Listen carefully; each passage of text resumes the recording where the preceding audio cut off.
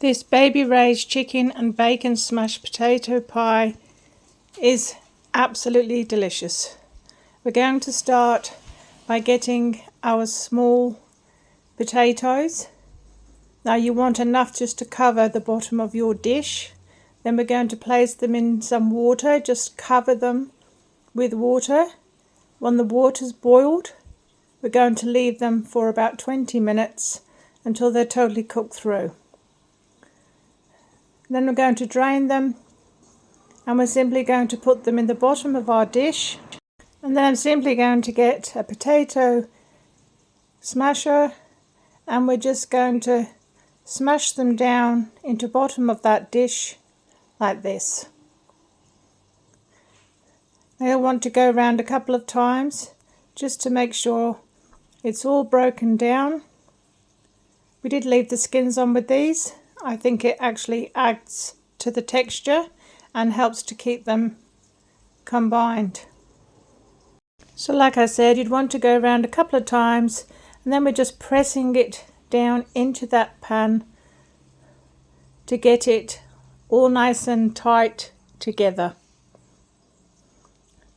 And then I'm going to do a couple of grains of salt and pepper over the top, 3 or 4 grains of salt and pepper.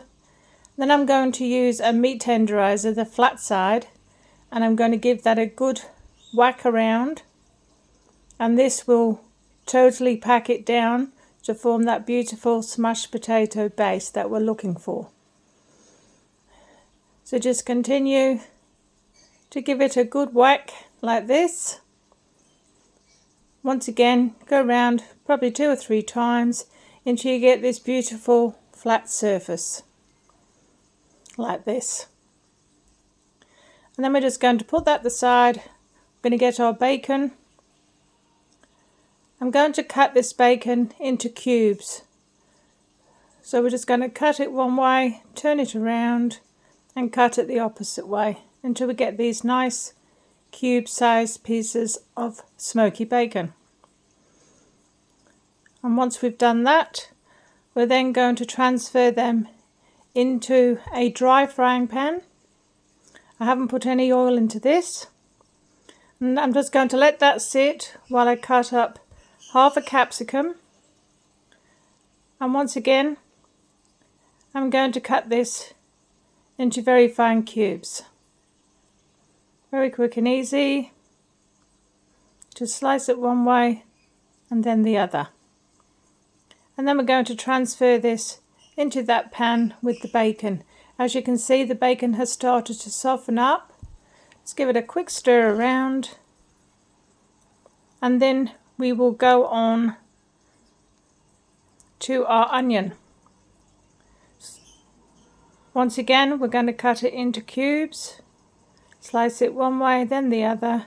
We get these beautiful fine cubes and put them into the pan also.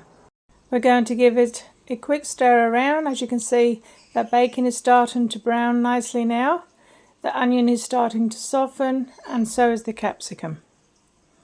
So we're just going to leave that on a low heat and I'm going to cut up my cooked chicken.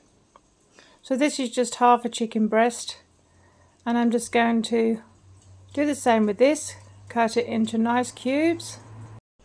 And once we've got it cut up into those beautiful cubes, once again we're just going to add this on top of the other ingredients in that fry pan. Now that is cooked chicken. Everything else has cooked through now, so we're simply going to stir this through and we're going to wait for that chicken to heat through. It's only going to take a couple of minutes. Next we're going to add that beautiful Baby Ray's hickory brown sauce.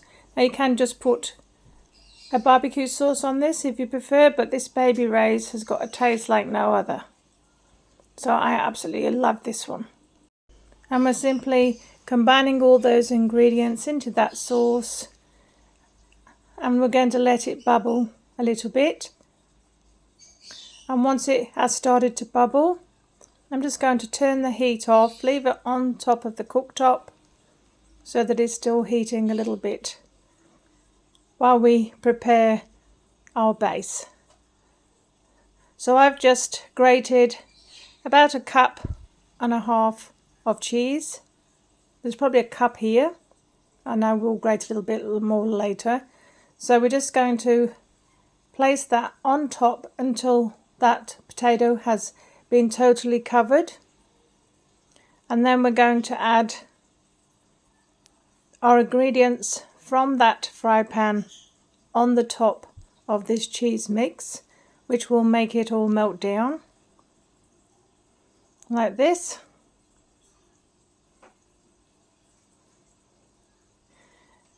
Now once you've put your topping on, we're going to add a little bit more grated cheese over the top. Probably another 1/2 cup, just to layer it over the top slightly like this.